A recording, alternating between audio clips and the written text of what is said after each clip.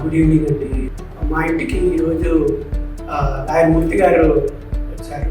వచ్చి బిల్లు గురించి డిస్కస్ చేశారు. మా ఫాదర్ గురించి మొత్తం డీటెయిల్స్ అన్నీ చాలా నీట్గా ఎక్స్ప్లెయిన్ చేశారు. ఏమేమి క్లాసెస్ ఉండాలి, ఎలాగా డిఫరెంట్ క్లాసెస్ ఉంటే ప్రాబ్లమ్స్ రాకుండా ఉంటాయి, what is the need for registered will, ఇవన్నీ కూడా చాలా నీట్గా ఎక్స్ప్లెయిన్ చేశారు.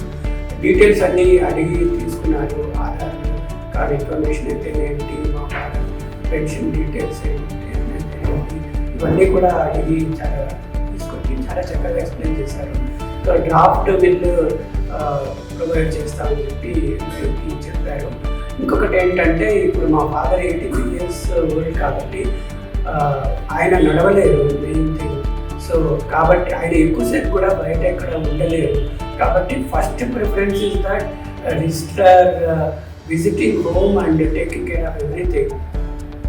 Alternately, if at all my father has to come outside of the house, it is the responsibility of AasaanWill to take care of all the arrangements, including taking him to the registration office and getting it signed and bringing him to house. So completely అన్నీ కూడా చేయాల్సిన responsibility AasaanWill మీదనే ఉంటుంది.